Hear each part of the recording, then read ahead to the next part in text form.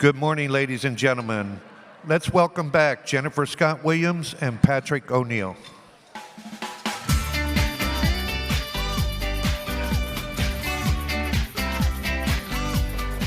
Good morning, everyone, and welcome to day 2 of the International Space Station Research and Development Conference.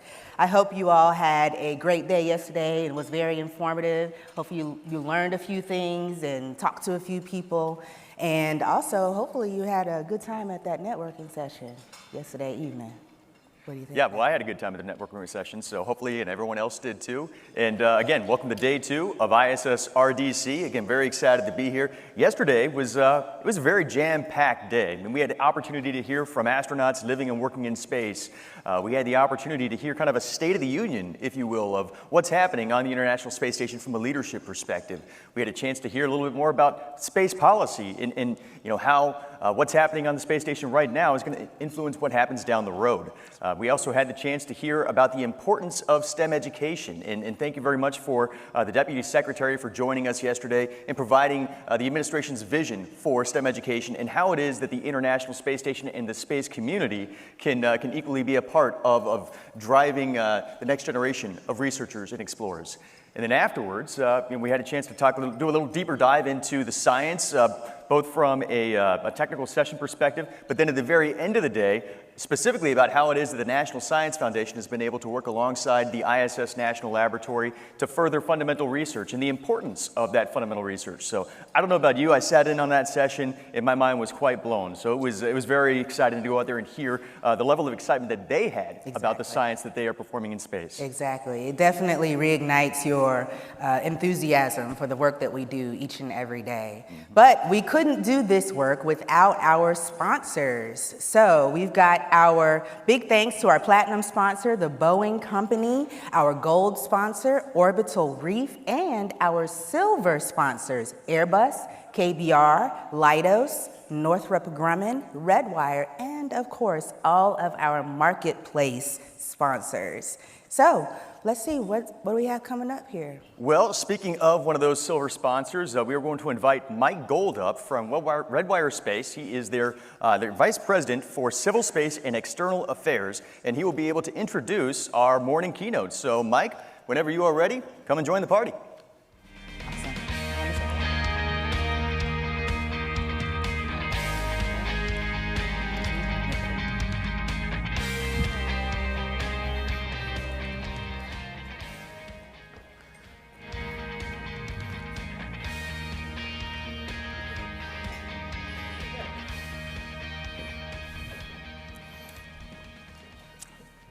Good morning, everyone.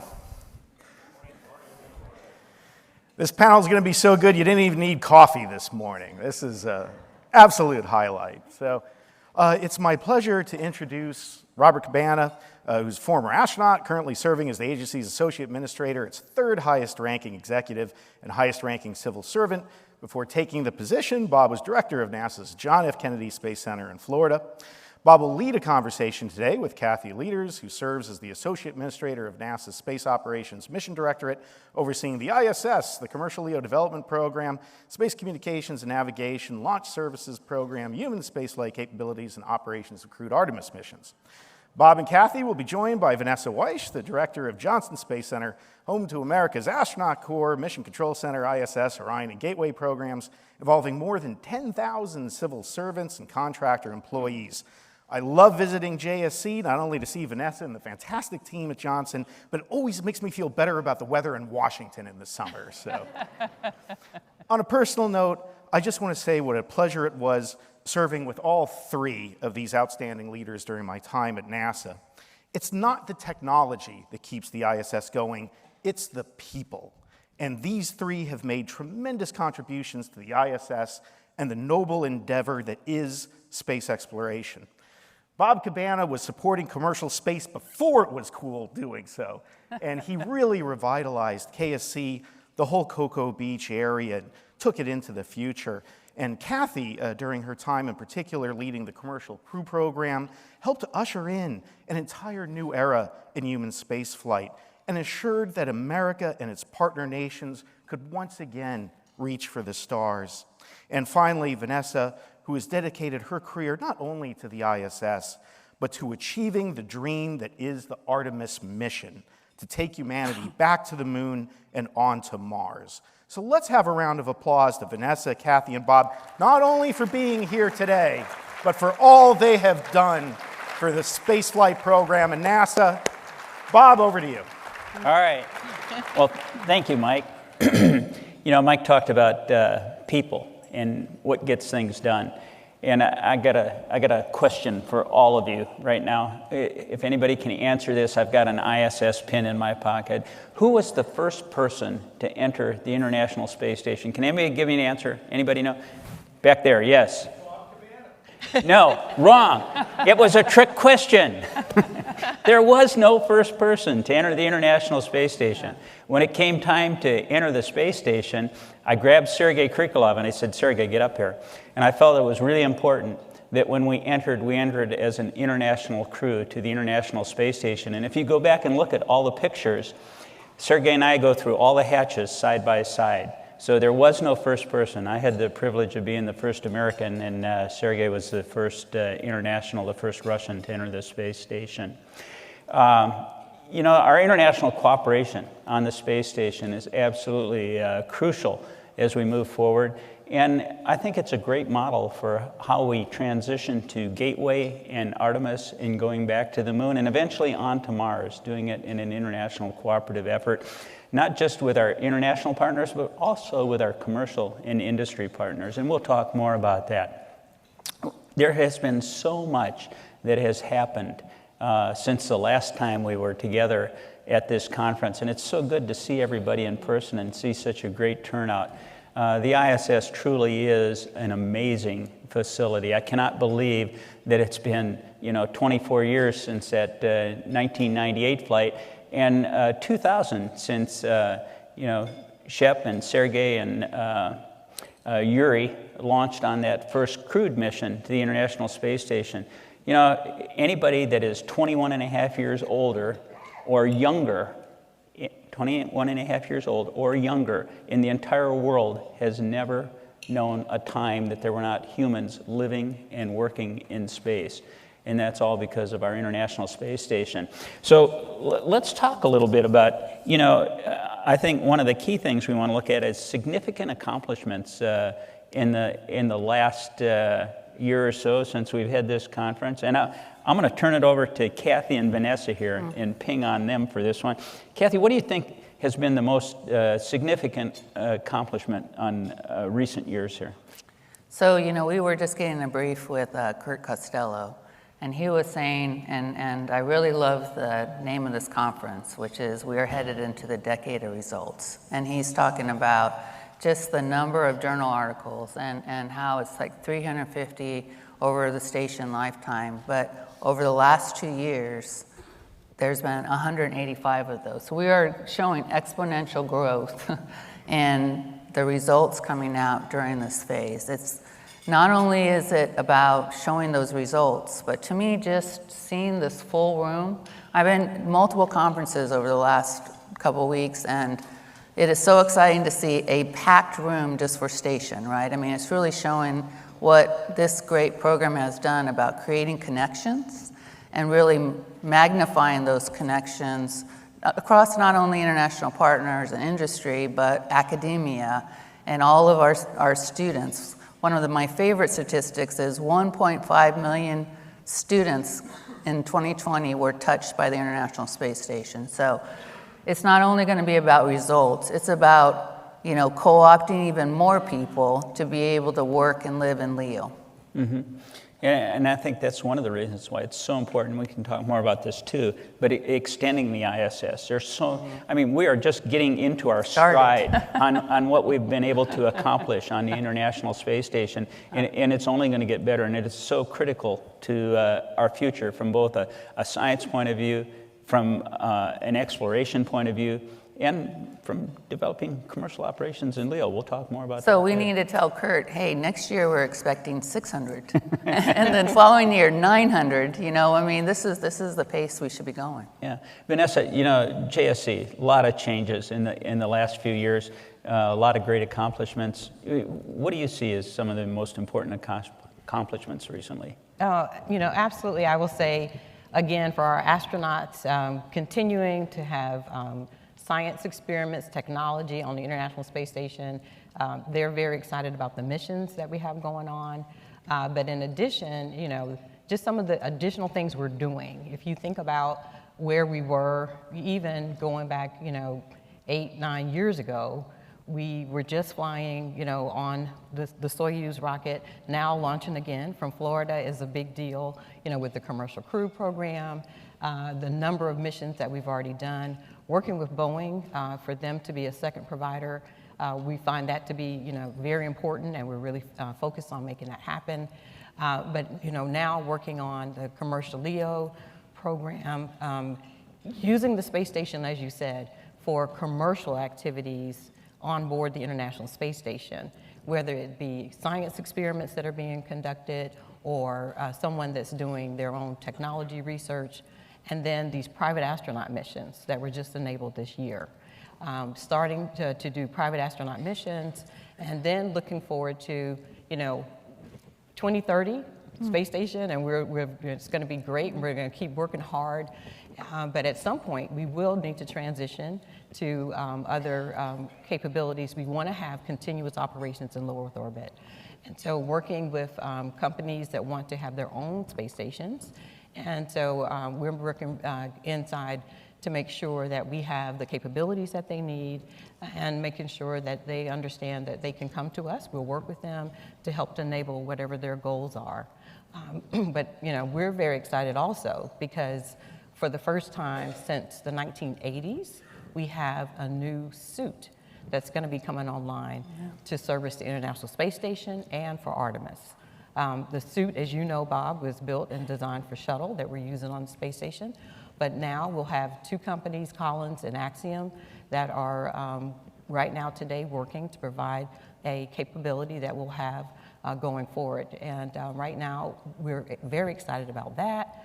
And then Artemis. If you think about Orion, we're getting ready to launch our first uncrewed mission coming up very soon, and then following that with our crewed flight.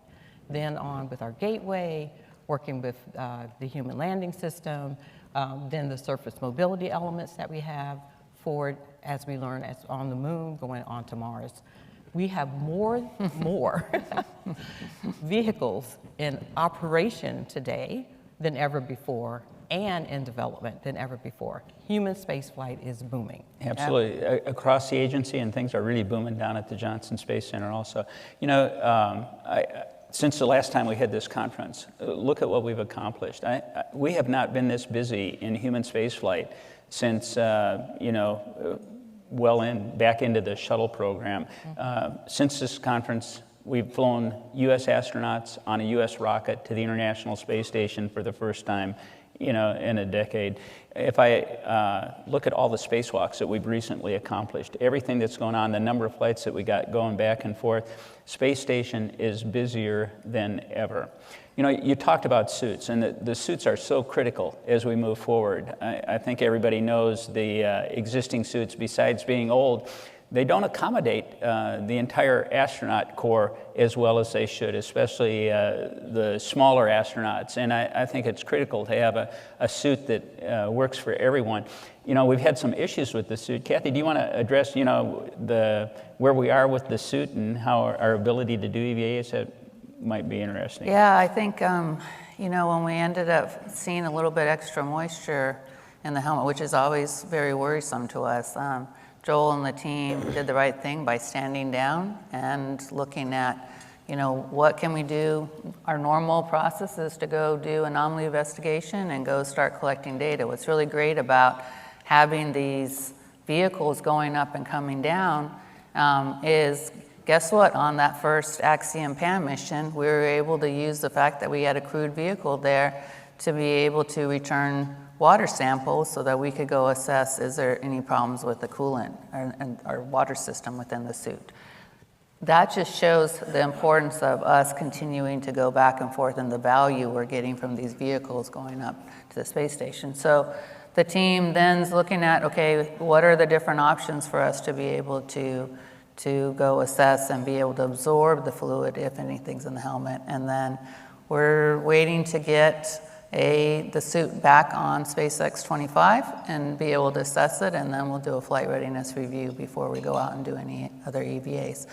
We're in this great place with the new vehicles. We can get hardware back so that we can be able to assess it and then get ready to do the next right thing. But we're continuing, what's finding out too is we're continuing to learn about our hardware, right? We're continuing to learn about the operation. So I think Joel and the team are stepping through it very, very carefully, and it shows how over us operating for 20 years, we can kind of operate in kind of a little bit of a broken mode. As you know, one of the first things we had to learn on station was how to not fix everything right away, right? I mean, I remember, our first post, our daily board when we had a broken slat on the treadmill, and it took us 6 hours to work a slat on a treadmill, right? It was a major deal that we had a slat on a treadmill. And you look at what Joel and the team are doing today and how they just continue to work through and rack through, and yes, you have some preventive maintenance that is being tracked against corrective maintenance, and just continue to kind of work just like it's at your house, right? There's some things you got to fix right away. A toilet problem, you got to jump on it. If it's like something else, I can maybe work it in. And it's really about us learning to live and work in space, which is something we want to continue to do. I think that's one of the huge benefits of the International Space Station has been the ability to learn how to live in a microgravity environment for an extended period of time. I mean, the astronauts that have been up there for over a year, we've learned so much about the human system on board the International Space Station and what is required as we go beyond low Earth orbit, as we eventually get, for extended periods on the Moon and onto Mars. The systems, and it's not just the systems that keep astronauts alive, but the biosystem, the astronaut itself, how we survive up there. It's going to be critical. The complexity. I don't think people appreciate the complexity of the International Space Station and how we work together. And the team just does an amazing job. We make it look so simple, and it's really quite complex. You raised the issue, and I think it's really important, commercialization. Commercial LEO destinations.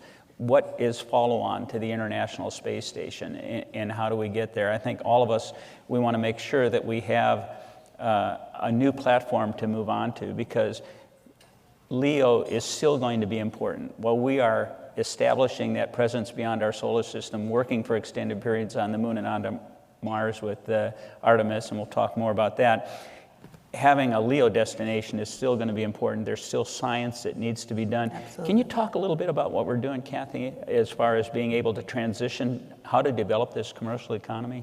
So the first thing we're doing is we're really beginning to do the investment, but the other primary thing is, Joel and the team have been having this look seamless over the last, 20 years, right? And so part of us establishing these Space Act agreements is really to start that exchange of data, to start helping, being able to work with different partners to be able to help them with their designs, but also with the learning.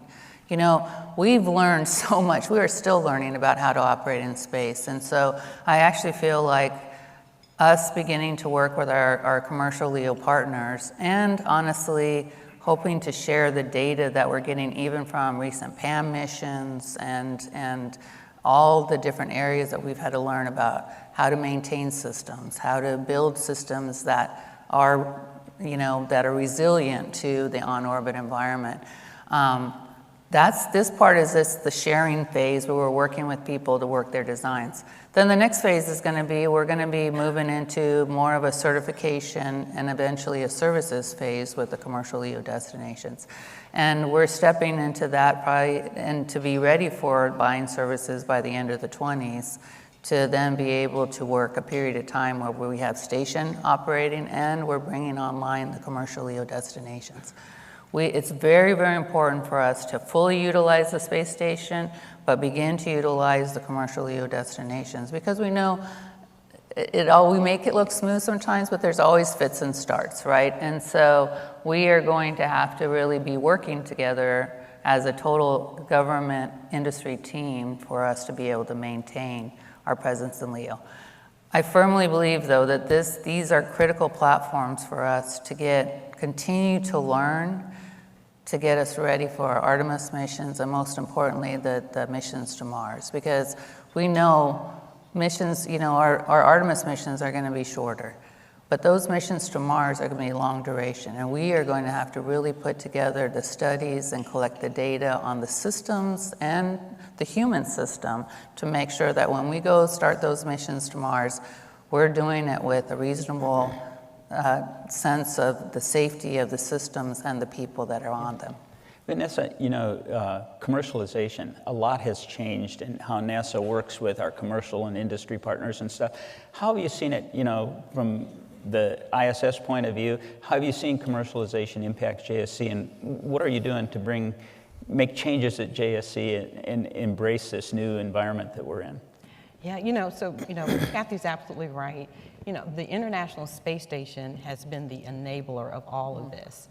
You have the cargo program, what we learned, how to do this, how from a procurement standpoint, how do we do it from a legal standpoint, as well as from our technical community. And so our teams right now at the Johnson Space Center, I would say about 20% of the workforce has been working ISS. Another, 15% has been working commercial crew. And so what we've been able to do is take what we've learned in the space station and the commercial crew program, and now we're translating that and helping to have others understand what it takes to work with a commercial company. I will say one of the things that we stood up is a vision called Dare, Unite, Explore. And the dare part was really around how do we do things differently? So how do we get everyone to understand that we don't always have to do things the same way? We can learn how to enable somebody else to do an activity, but we're critical to them being successful. That it's our responsibility to share what we've learned over the years. So as Kathy was saying, the standards, the requirements, what does it take to live in space? So we share that, and so the U part of it is unite. We unite with our partners and sharing the vision of having them be successful in their space endeavors, as well as then that is enabling us to continue on to explore further into the solar system. I think about the International Space Station, how we're using it, for EVA example. We had an experiment called SURFY. It was an advanced technology experiment that was critical to us learning how the evaporator system would actually work. And that technology we've now shared with the companies that are actually going to be doing their developments of these suits. But additionally, we had advanced technology money that we put into the actual design of a full government reference suit. And that was an in-house development, but all of the data, the drawings, the test data, we have shared with the companies that are going to be making their own designs, because that helps springboard their activity. So those are some of the things that we're doing at the Johnson Space Center, but getting our workforce on board with, hey, there's multiple ways for us to do exploration. And so it's, commercial doing their part, academia doing their part, NASA doing their part, and then of course we work with the international community and the international community doing their part. But together, we can all get to explore. So those are some of the things that we're working at the Johnson Space Center. Absolutely. I was blessed to be part of an amazing team at the Kennedy Space Center in the transition that we went through and enabling the commercial operations that we did at KSC. And it's pretty phenomenal when you look at the Space Coast now. But we would not have had a commercial crew program if it were not for the International Space Station. That was the destination for commercial crew. Without ISS, there really is no commercial crew program. And look at what SpaceX is doing now as a result of that, and we hope to soon have Boeing flying to the International Space Station, having that dissimilar redundancy that is so critical. And as we develop commercial crew, having these commercial LEO destinations. Kathy, would you talk a little bit about, what are your thoughts with the private astronaut missions? How does that transition to commercial LEO? What have we learned so far, even though we've only done one, but any thoughts on that? Well, I think the great thing about it is just us executing that mission, and some of the not too sexy parts of it are just contracts and figuring out how to partner together and really figuring out how to make sure that you can live and work and do commercial activities on a government platform. Like, those are all groundbreaking things. I mean, I think the team doesn't really realize, we all see the astronauts go up there and you don't realize, hey, there was a year and a half of probably more lawyer hours than you ever wanted to think about that enabled that activity to go on. And really groundbreaking activities on also how to use the national lab. You know, all these, we exercise muscles that we had never even known we had before, and we're all maybe a little bit sore afterwards, but so that's just one activity. These are the kinds of things we're going to have to figure out as we go buy services on a commercial LEO destination. We're going to have to exercise those same muscles, so that's very important. Also, how do you know, just the commercial providers really understanding, I go take a not professional, I go take a private citizen and go fly them in space. Really, what do you need to do to prepare them to be able to go do that activity and be able to do real meaningful research and outreach events when you're on orbit? We learned a whole lot about that too, about what does it take to really go do that.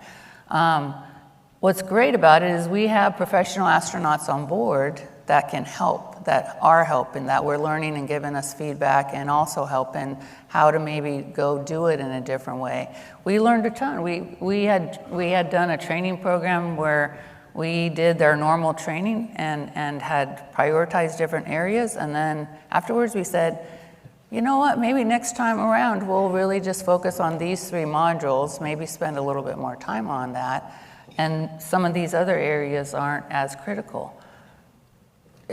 A huge learning from that, huge learning from that. I think when people look at what we did in March, April, and May on the International Space Station, we kind of packed, like, I would say, like, you know, 6 pounds of excitement in a 2-pound bag there, and it was a little bit more exciting than probably you and Vanessa and I wanted it to be. But all that learning on how you go execute those missions back to back and be able to go to and from a destination are things that commercial LEO destination people are going to have to figure out.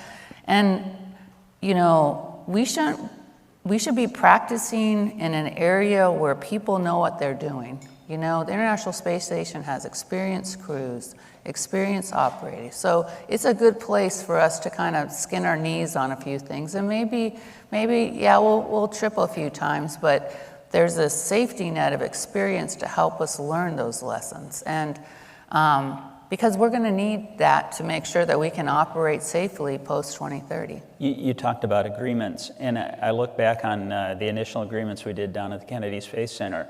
And if we were to do those same agreements today, I'm sure we would do them differently. But Yeah. People don't appreciate how much effort goes into getting all the agreements right and the work that goes into it to get to the point where you actually have a successful operation going.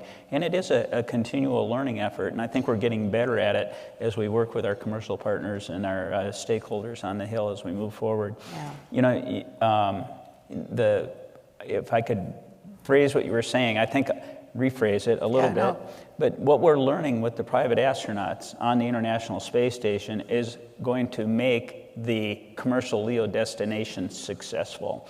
I think if I look at what our flight planners do, what Joel and his team does on the International Space Station and the way they lay out what a crew has to accomplish, it's pretty amazing the work that goes into that, and having somebody learn with our team on how that all operates to be able to take that over towards a commercial effort afterwards, I think it's gonna be important to the success. But it's also, I think, Bob, it was a great experience for an operations community, you know, from a space ops perspective, because what we found out is, you know, those PAM missions look more like shuttle missions. Yeah. And so thinking about these different models and getting the teams to think about these different models actually gets us ready for lunar missions and thinking about, is this more like a shuttle mission or is this more like a station mission? Which parts of this?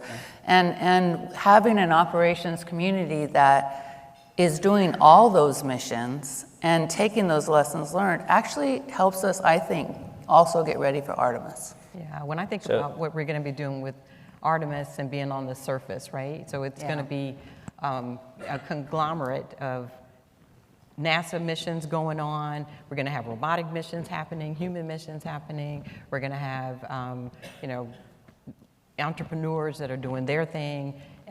There's going to be so many activities, and I see the space station does that today. They manage all those different things, different international vehicles coming back and forth, commercial vehicles, commercial activities that are going on. All those things are happening on the International Space Station. And I see that we'll be doing the same thing when we get to the surface of the moon. Yeah, and we were talking about it, someone goes, oh, it's going to be very complicated, all these Artemis missions. And I'm thinking, wait a second, this is only 1 month. It's right now with 2 vehicles, 1 month. I'm thinking of the International Space Station that's got vehicles coming to it, going away, like doing all these things, 365 days a year, 7 people, and we can do this, Bob. We know how to do this. We know how to do this. We know how to do this. So I got a couple other topics I want to hit before we run out of time.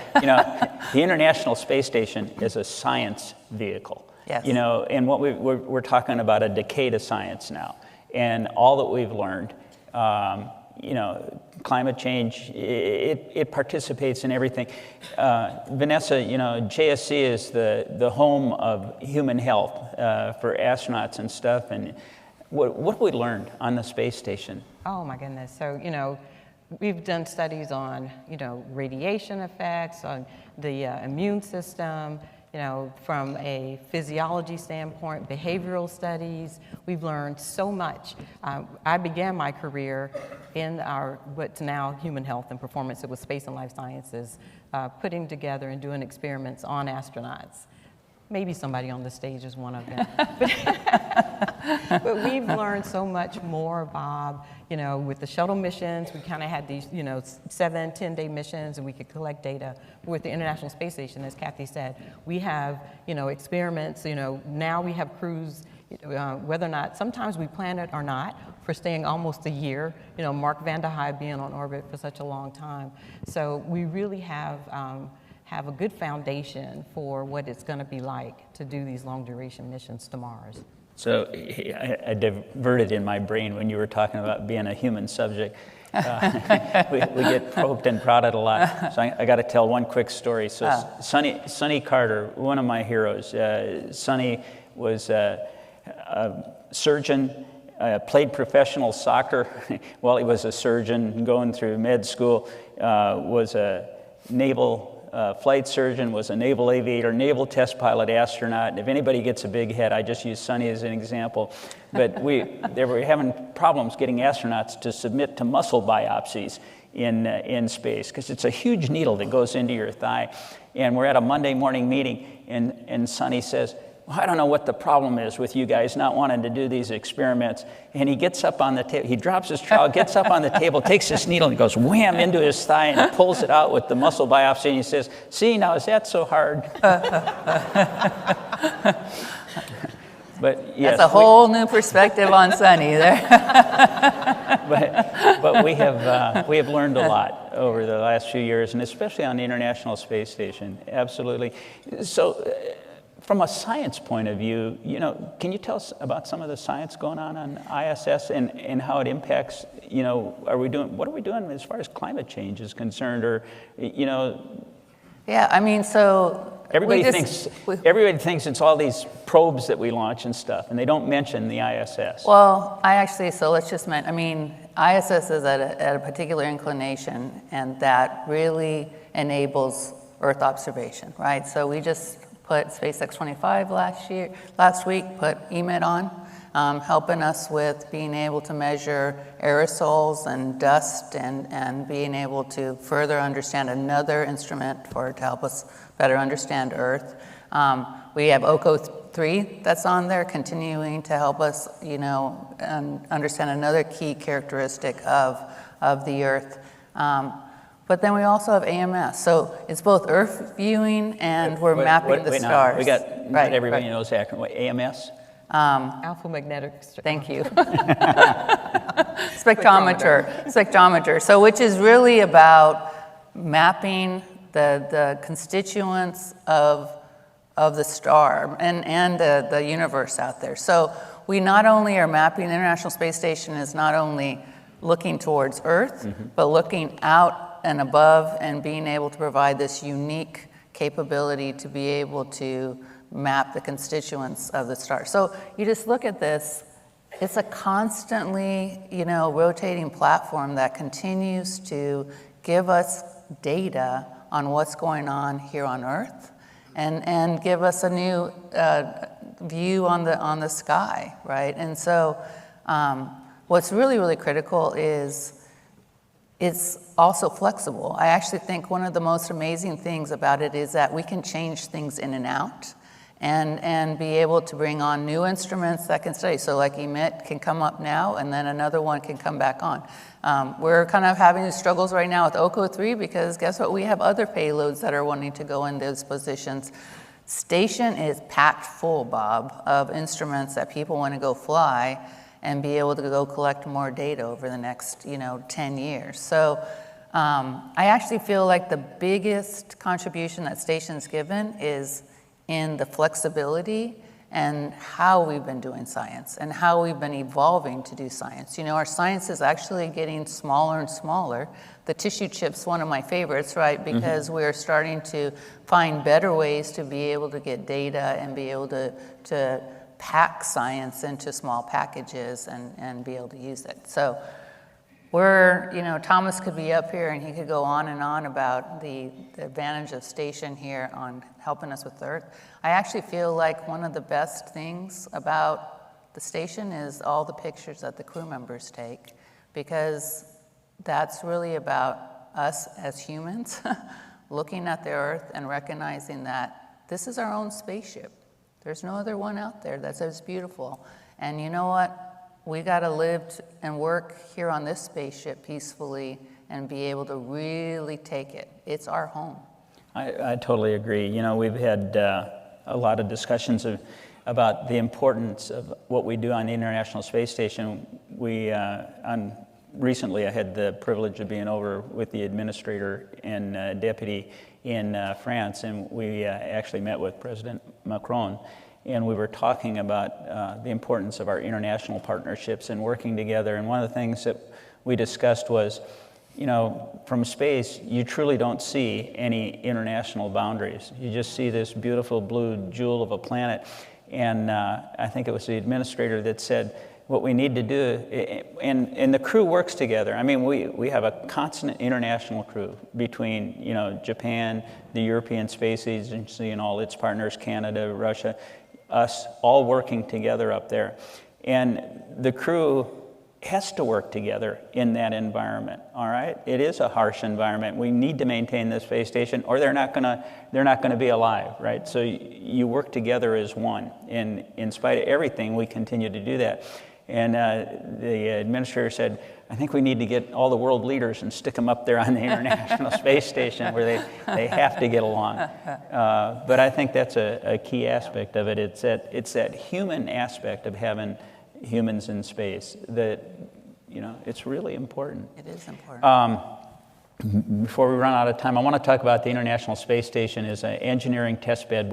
How is the International Space Station preparing us to actually be able to be successful as we go back to the moon in a sustainable way with Artemis and onto Mars? Vanessa? Yeah, we're using it, Robin Gayton, who is the International Space Station Director, she formerly was over all of the things that we're looking at our environmental closed-loop support systems.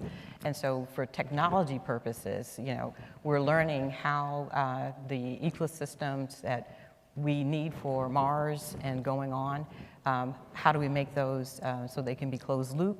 We're also learning from a technology standpoint the things that we will need and understand from the humans. So our food, food systems, people don't really think about the importance of food, but it's very important to your physiology, also to your behavior, et cetera. So the food systems that we're trying out and making sure that those are capabilities that we understand going forward as well. And I will say again, with especially with the advanced technology work that we did with the suit, that would not be possible for us to get all of that data had we not had the International Space Station to be able to do all that testing on board. And so one of the things, Bob, that we're saying is we need to continue to have a platform that's close to home, so that we can test things out. Like Kathy said, we were able to bring the water home from the recent suit situation that we had and be able to study it right away because we're here nearby. We would not be able to do that if we were at Mars, being able to get the data quickly.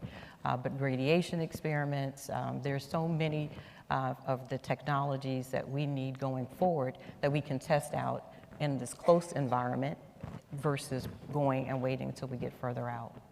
I got to brag on Dr. Joya Massa at the Kennedy Space Center a little bit with the plant growth chambers and the plant habitat and what we're doing with veggie in space. You talked about food and how important it is. Growing fresh food is going to be important too as we move on to the moon and Mars. And there's for anybody that I grew up in Minnesota, and anybody that's been in northern Minnesota in the middle of the winter, it's pretty harsh when you look out the window. And everybody has plants growing in their house that, it brings a little bit of life in it. And the same is true on the International Space Station. There's the nutritional aspect of it and the need to be able to grow plants as we go beyond planet Earth. But there's also a psychological benefit of having those living things growing. And you talk to the crews, about how they enjoyed growing things, how they enjoyed harvesting the crops and actually just growing flowers. When we grew the zinnias, how, having that bright color within the space station in that harsh environment to be able to grow something. I know crew members don't like to think of them as people, right? They're super beings, right? But you're right. I mean, it's about, we're human, right? And but I'm glad you mentioned Minnesota because that Deep Space Food Challenge, which is one of our partnerships with CSA, is also helping them with their Eskimo villages and helping them increase nutritional content of children in that area where they may not be having fresh fruits and vegetables. And so it's another place where meeting our challenge on orbit is helping us here on the Earth. I'm going to mention another one that went up on SpaceX 25. It's one of my favorites. The wax worm experiment, that's the worms that are breaking down plastics. We have a big plastic problem here on Earth. And so, we're doing an experiment on the International Space Station about how these worms can eat plastics and start breaking down plastics for us. I don't know if I want a bunch of wax worms around everywhere, but this is another place where we can understand how they can do that, and maybe help us start cleaning up our planet here. From an engineering systems point of view, Kathy, which environmental control system, hardware, what do you think has evolved the most, or what have you seen the greatest changes in and improvement in? Well, I think, fluids in space, studying fluids in space is critical. I mean, I was in Space Station program in the vehicle office when we first started flying, and where we had the biggest learning was fluids and mechanisms, right? It's really, really hard to go test that and be able to understand that behavior when on the Earth in 1G. So just the basic, having a toilet that works is really, really, really important. And so the evolution that we've had in being able to have a closed loop system and being able to recover all the fluids is going to be very, very critical for us to be able to go to Mars. So the team's continuing to work on that system that can give us that 99.8% reliability. Very, very, very critical piece of it. We've made huge strides in carbon dioxide removal, So we've got 2 systems that we've been kind of duking it out on orbit for new systems for us to be able to evolve and then potentially be able to use for exploration systems. But we're also hoping that the commercial LEO destination providers, that we can work with them so that they can help us and maybe use our systems to be able to augment their capabilities so that we can continue to collect data on these systems, because we're going to need to be able to keep testing and hoping new, I'm hoping that I got new Cedra systems or new carbon dioxide removal systems that we'll be developing over the next 15, 20 years, right? We can't stop this innovation. So Kathy's passionate about Oh, ISS. sorry. I didn't even get close to asking all the questions that I'd written down here, but we got to make some time for a little bit of Q&A. Stephanie, have we got any questions? We do have several questions. So we'll start with this one. The National Lab designation by Congress was largely intended to assure availability for non-NASA research, and same with the 50-50 allocation of research capability. How will that be protected going forward into commercial LEO destinations? Kathy? So we absolutely, Robin and her team right now are working on what does National Lab look like post-ISS, but we are hoping to have that research capability maintain and continue in the same manner going forward. I mean, she's been working with interagencies, industry, and our international partners, and everybody, what's been great is everybody has come back and said, yes, we do want to continue working with you, even after we work through ISS retirement. So I'm sure we will have some type of a national lab construct for us to continue to work and provide the same integration activity going forward. Okay, great. Next question was, you touched on this a little bit, but can you share more about the lessons learned from the AX-1 private astronaut mission, and how will that inform future missions and commercial LEO destinations? So, I mean, I talked about training, I talked about scheduling, I talked about, how we coordinate between all the different missions going up and down. I mean, just the fact that we were dealing with 3 crewed transportation missions in 2.5 weeks is like pretty phenomenal that we were able to go execute on that. So I think the legal framework is really, really critical, because all of this is really about how do we do business together, obviously with the government's role, but also ensuring that there's a liability and legal framework that's available for providers. We still have a lot of learning to do. We're getting ready over the next few weeks. We'll be rolling out some of those lessons learned in our next round of requests for, opportunity for future PAM missions. And so you'll start seeing some of that learning as we come out with our new agreements going forward. Okay. Next question.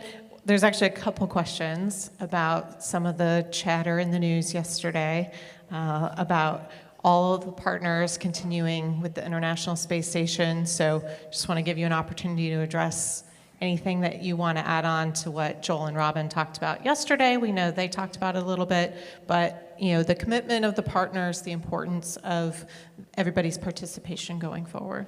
Well, I think the statements that were released yesterday and what Robin and Joel said covered it. I will just say that we are staying the course. We are working to extend the International Space Station to 2030. It's got good years left, and as you've heard today, it's extremely busy right now, and we have much more that we can do. It's going to be critical to us being able to transition to this new commercial LEO environment that we hope to get to. And I think it's important to have something to transition to before we end the International Space Station, so that we don't have a gap in low Earth orbit. And I think our international partners feel the same way. So we'll continue to work together to move forward. Speaking of moving forward, what is NASA doing to better empower people of all backgrounds to join our mission? And what messages are resonating with young people you interact with about the importance of STEM careers? Vanessa. Yeah. I'll tell you from a workforce standpoint, one of the things that we're all doing is sharing the message and letting people know that NASA is for everyone. The agency from the administration on down, it's very clear that we have a priority of making sure that our workforce is diverse and inclusive, and so we're all working to make that happen. Locally, in my particular area, we're working with the universities. I signed Space Act agreements with all of the university systems, including our historically black colleges, so that we can have the students have internships, we have the professors to help us with solving our challenges, but all of that is around making sure that they understand they're a part of all of this. They're a part of what we're doing in Leo, they're a part of us being Artemis, and so the people that I talk to every day, and fortunate in this job, I get a chance to share with audiences to let them know that, that space is for everyone. And so I get a lot of good feedback, and our internship program is booming. I think we have over 1,000 interns this summer. Absolutely. It's just continuing on and on. Yeah, I have not been anywhere and talked to any young person that is not excited about what we're doing. And who doesn't want to be part of the best agency in the federal government 10 years in a row, right? and be part of being in space and our future, because that's what it's all about. And it's about the mission. People are excited about the mission. And, you know, when I say, you know, the best place to work in government, and yes, you know, it is wonderful, the jobs that we have, and you're a great boss, Bob. But it is about the mission. It is. But, and, you know, I mean, why have we been #1 in the federal government? And I think it's because of the way we treat people. But I think it's because we do have that meaningful mission. People, this is more than a job. It's a calling, it's an avocation. People want to be part of what we are doing, and not just at NASA, but across industry and our commercial partners too. This is probably one of the most exciting times that I've ever been witness to as far as America's space program is concerned. We are out of time, so I'm sorry we can't take any more questions. I'm sure we could go on for another hour at least. I want to go back to that first space station assembly mission again. And I remember sitting in a corner of the node with the logbook for the International Space Station. And I can't quote exactly what the entry was that I put in there. I don't have it with me. That the whole crew eventually signed, but it was a privilege to make that first entry into the logbook of the International Space Station. But I do remember saying, from small beginnings, great things come. And I hoped that it would be a sign of us working together and the cooperation that comes going forward. And I do believe that from that very small beginning, something great really has come. The International Space Station has truly flourished. It's an example of how we work together in space. It's a superb engineering test bed. It's a superb science test bed. And I think it's something that we can all be very proud of to be a part of. Thank you all very much for your attention today. I wish you all the very best for the rest of your conference. And it's been fun talking with these great two people up on stage.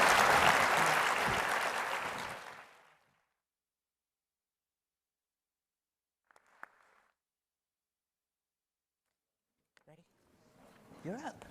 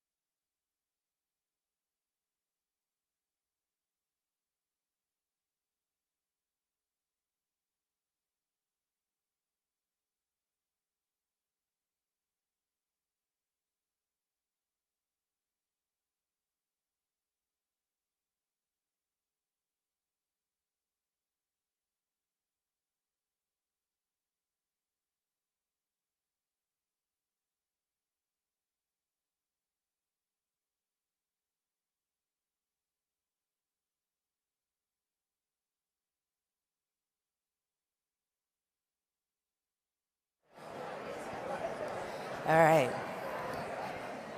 We're about ready to start our next panel here. Thank you so much to Bob, Kathy, and Vanessa for the great conversation and insights.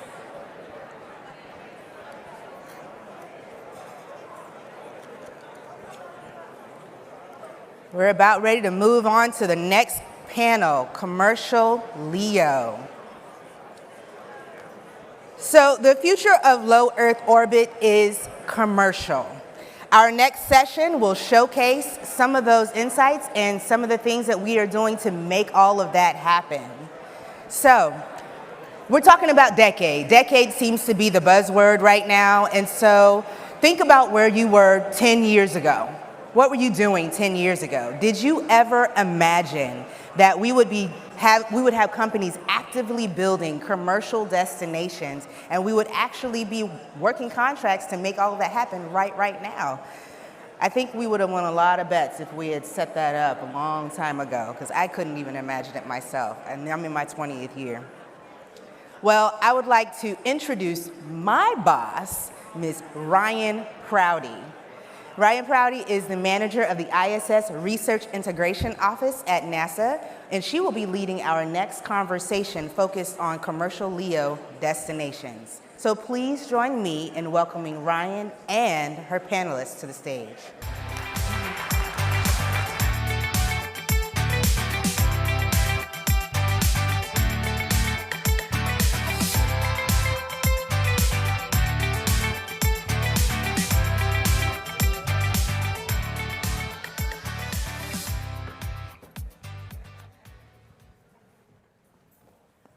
All right, good morning, everybody. It is so exciting to see everybody here in person again. I know you've heard it a million times, but 3 years is a really, really long time. And if you had asked us, I don't know, maybe in San Diego, if this is the panel we'd be having today, yes, San Diego's not 3 years ago, it was a few more than that. I'm not sure everybody in the room would have believed we've had these people up here, but we do today, and I'm super excited to host this. First, I'm going to start out just by introducing each of our panel guests. Christian Mender, y'all have to raise your hands because I'm not in order over here. Key architect of the planning, design, technical integration, and execution of microgravity research and technology demonstrations on the International Space Station. Christian brings his unique experience to Axiom's leadership in directing their conversations with in-space manufacturing and research customers. Prior to joining Axiom, Christian's 17-year NASA career included roles as technical liaison for ISS mission integration and operations, ISS National Lab, deputy manager for commercial utilization, chair of the ISS Research Planning Working Group, and increment payload manager. He has an extensive history working with a variety of customers to expand commercialization of the ISS and bring commercial in-space research and manufacturing services to the ISS National Lab. Next, Dr. Amala Wilson serves as CEO of NanoRacks, where she focused on expanding growth of NanoRacks space systems and payload services while scaling the organization for prime commercial, civil, and defense programs. She oversees the development of key NanoRacks in-space programs, including crewed space stations and autonomous platforms. Specifically, she is overseeing the development of Starlab, the first free-flying, continuously crewed commercial space station. Prior to joining the NanoRacks team in October 2021, she served as Senior Vice President and General Manager at Mercury Systems, where she was hired to lead and rapidly grow one of 3 P&Ls. Janet Cavandi is President of Sierra Space Corporation. The Dream Chaser space plane is under contract to deliver supplies to the International Space Station beginning in 2023. Sierra Space has partnered with Blue Origin to place a commercial space station, Orbital Reef, in low Earth orbit by 2027. Dr. Cavandi also leads the Sierra Space Human Spaceflight Office, responsible for astronaut selection, training, and human health for 3 categories of space travelers: professional astronauts, industry customers, and experiential customers. Before coming to Sierra Space, Dr. Cavandi served 25 years at NASA. She was director of NASA's Glenn Research Center and prior to that, Director of Flight Crew Operations and Deputy Director of Human Health and Performance at Johnson Space Center. Dr. Gavandi was selected as an astronaut in 1994 and flew on 3 space shuttle missions. She logged 33 days in space and traveled 13.1 million miles in 535 Earth orbits. Rick Mastracchio is Director of Strategy and Business Development for Northrop Grumman's Human Exploration and Operations Unit. He has held previously positions as Program Manager and as the Director of Cygnus Operations. Prior to joining Northrop Grumman, Mr. Mastracchio spent 20 years as a NASA astronaut. He has flown 3 space shuttle missions, a Soyuz mission, and was crew member on 2 International Space Station expeditions, logging a total of 227 days in space, as well as 9 spacewalks. And lastly, Angela Hart, not leastly for sure, serves as Program Manager for the Commercial LEO Development Program at NASA Johnson Space Center to manage the implementation of the agency's commercial LEO strategy. She began her NASA career at Johnson Space Flight Center in 1996, leading pressurized cargo integration planning for the International Space Station program. Since then, she served NASA in a number of positions, including Contracting Officer Representative for the Commercial Resupply Services contract as the ISS Commercial Crew Integration Manager. So give me a round of applause really quick for them being here.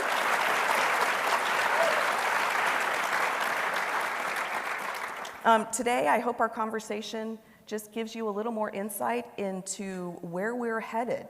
You've heard a lot this week about the transition from ISS to commercial destinations and what that looks like. And so today our job is to give you a little more insight into that, and we're just going to see where the conversation takes us.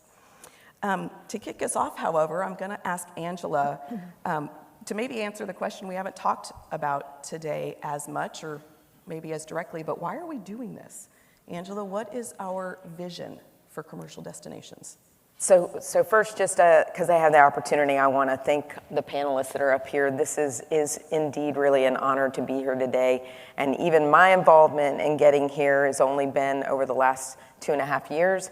It was envisioned for a very long time by a lot of people and took a long time to get here, but it's super exciting that we're having this conversation and that we have agreements and contracts with everybody up here to actually be developing commercial LEO destinations. So our vision and really the goal of our program is to enable that development of commercially owned and operated commercial LEO destinations that are sustainable and that provide NASA the services that we'll need in LEO post-ISS.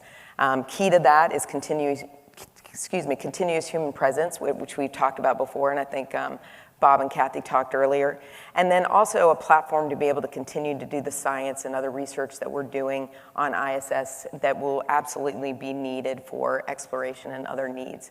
And so that's the big why, but we really need to do this in a different way. And so it is, even though we are building on what we've done on CRS and CCP, those are absolutely our building blocks. We've been very successful in commercial efforts there, but we also need to do this the next step, because the one difference between this and CRS and CCP is we now are one of many customers. And that is a very different relationship than when we are doing a commercial contract to build something where we are using the whole mission or the whole vehicle. And so I had to leave in the middle of it to get ready for this panel, but I was really interested in Bob and Kathy's conversations about what we learned on PAMS. We're very much involved with that effort as well. And really learning how we're going to operate and live in a commercial destination with both professional astronauts and private citizens is going to be something that we're going to have to learn over the next couple of years and really benefit from the lessons that ISS has learned and continue to use ISS as a platform for that learning. So our main goal is to have a platform post-ISS that can provide our needs, but can move us into the position where commercial innovation can happen. Different things can start happening in space that wouldn't happen on a government facility, so that we can move into that next realm of really humanity and opening up space to a diverse group of people, not just professional astronauts. So it's super exciting for us. It reminds me of that book, Good to Great. Doing what got you here won't get you there. a little bit different. So for the panel members, I want to take a minute to have each of them just give an overview of their destination, kind of what their vision is, what their destination is going to offer. I know on the screens over on the sides, you guys are seeing a slideshow of at least an image of each of them scrolling through, and so I'll let them go. Rick, why not? Okay, Get sure, started. thank you. Thanks for having me. So for the Northrop Grumman Space Station, we're building this based on a lot of the heritage systems we have, the heritage vehicles, the operational systems that we have, the experiences we have with the International Space Station. We have the Cygnus vehicle, which just completed its 17th mission. We have the Halo, which is the cislunar habitat, which is going through CDR right now. We have our mission extension vehicle, which we have a couple of those on orbit. And we have a lot of experience working with the ISS program and as part of the ISS for the past almost 7, 8, 9 years. So we are building upon that. We're going to utilize those systems from there. We're going to utilize that experience. A lot of folks don't know that we have payload facilities at our launch sites where we take the scientists or the PIs payload from them at L-24 hour. I like to say we lovingly take it from them and we promise to take care of it. We pack it for them, we deliver it. So we're also already providing ISS services. So we're building upon all that experience. And we have all the pieces. We have the facilities, we have the staff, we have the systems, we have the experience. So it's a small step for us to build a space station, so to speak. But that's only half the challenge, right? So building a space station is half the challenge. Building the business of the space station is the other half the challenge, and maybe the more difficult one, in my opinion. So Northrop Grumman is a big company, of course, but we're still not big enough. So we're partnering with a lot of different folks, a lot of different organizations around the world to reach out to customers. We just don't have the staffing, even at a big company, to reach out to all the potential customers around the world. So we have channel partners all around the world who are reaching out to customers. And right now, we're working with our partners to get the customer's feedback, the user's feedback. Tell us what you need. What facilities, what capabilities do you need? Mass, volume, power, et cetera, et cetera. So we're collecting that input right now, and we're using that and giving that to our technical team to fully define what our space station is going to be. So that's where we are right now. We're really starting to make strides in our customer reach out right now. Thank you. Christian, why don't you go? Okay. First, it's great to be back here. I've got a long history with this conference and certainly have a long history with many of you in the room. And so I appreciate the opportunity to come share a little bit more about what we're doing at Axiom. So at Axiom, right, we're building what we believe to be a foundational infrastructure for this LEO commercialization effort. And we're doing so by building the Axiom station. We're doing that with, we've won an exclusive arrangement with NASA to use one of the ports on the International Space Station, and we're going to start building our space station piece by piece off the front of the ISS starting in 2024. And so we've had an extremely busy year. Our space station is under construction. The first 2 modules are on schedule, ready to be delivered here probably early summer next year to Houston, Texas, where we'll be doing all of our integration.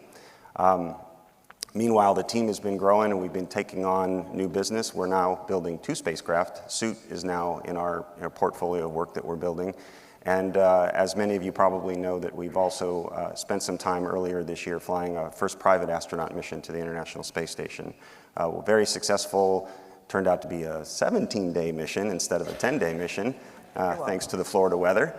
But it was a tremendous success with a really strong partnership with NASA, both the Marshall payload teams and our friends in the integration office in Houston, and we accomplished 26 different investigations along with flying 3 private astronauts and our own commander, who you'll get a chance to hear from at lunch tomorrow if you're lucky enough to be here.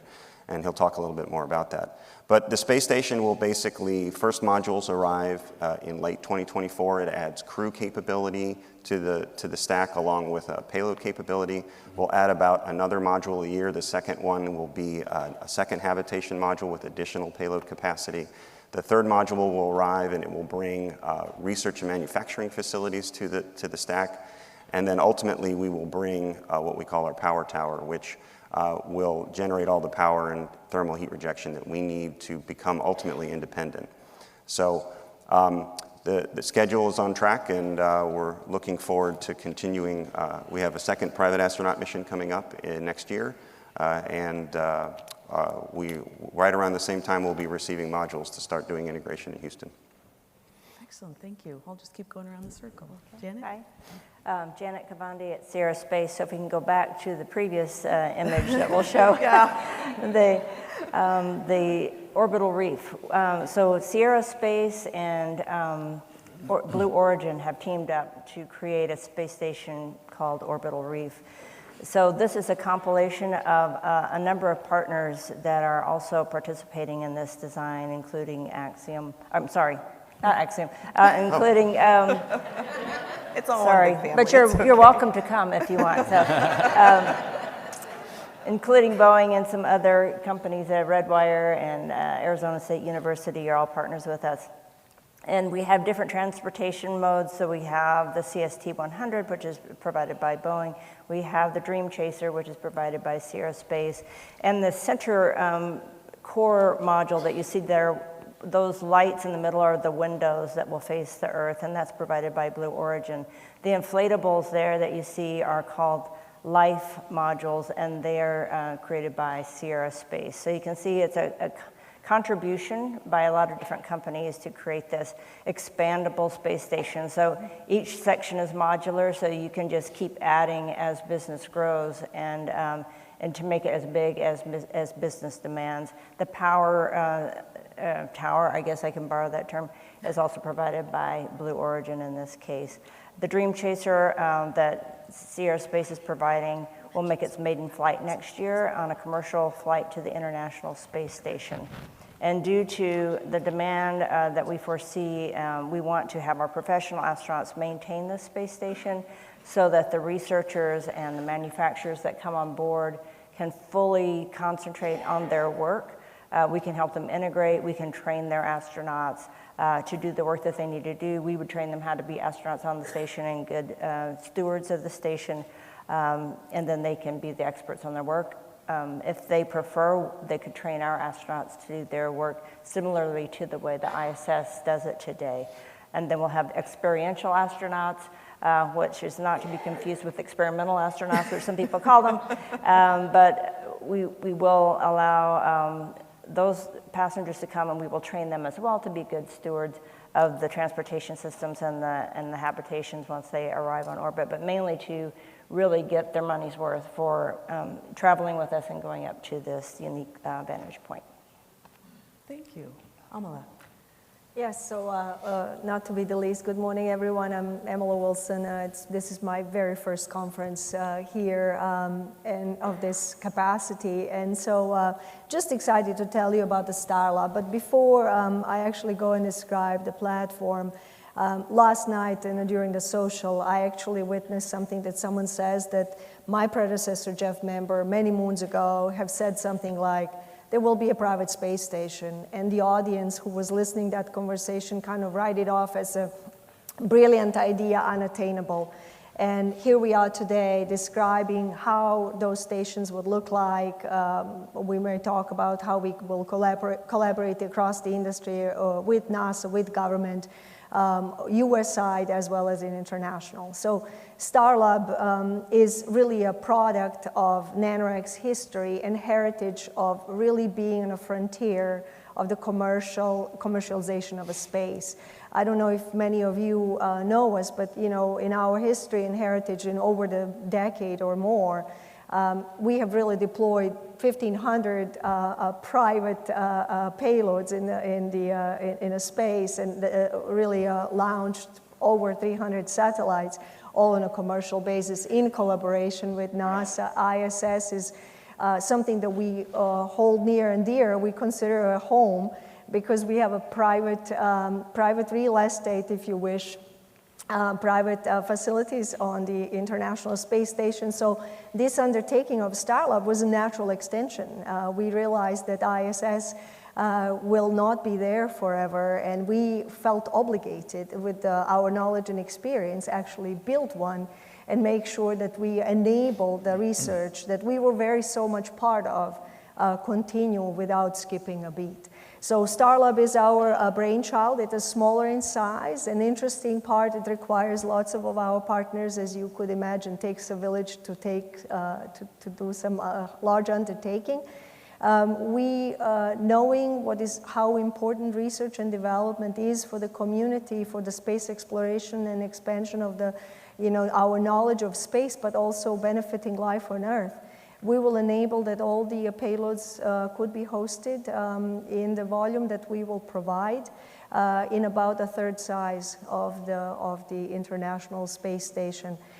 It is intended to be modular, could be extended, but we are trying to make it a purpose-built so that we foresee that there will be more than one. More than one private space stations. There could be a purpose-built for maybe some for science, technology, biology, material sciences, and so forth. But others may be for manufacturing that may require different, in-orbit manufacturing, in space manufacturing that may require different environment. Some other ones may be used for entertainment or hospitality. The sky is, no pun intended, the space is the limit. And so what is really interesting, there will be ample power for the experiments. We're working with the industry to understand and labs and government to understand the requirements of the experiments. We will host first in space science lab.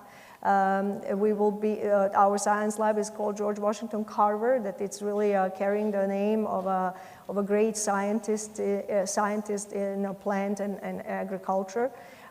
We will be actually tying our George Washington Carver in space, connecting ourselves with other science parks in the world. So 2027, 2028 is when we plan on getting there, and just keep an eye on us. So we'll talk some more. Excellent, thank you. You know, what was coming up for me while you guys were talking is the uniqueness of each platform. While we have different capabilities, unique capabilities that we can provide on space station, we're still just one space station.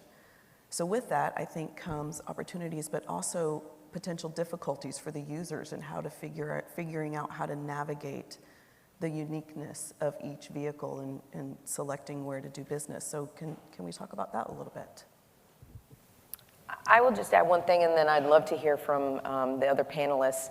So we have been thinking about that. What we feel we're in is what we're calling our phase one strategy in the development of commercial LEO destinations. Each of these companies is in phase one. Phase two is when we would put out a firm fixed price certification and services contract where we would actually go purchase services from hopefully more than one space station, which is our goal, to have multiple space stations. A minimum of 2 is our goal.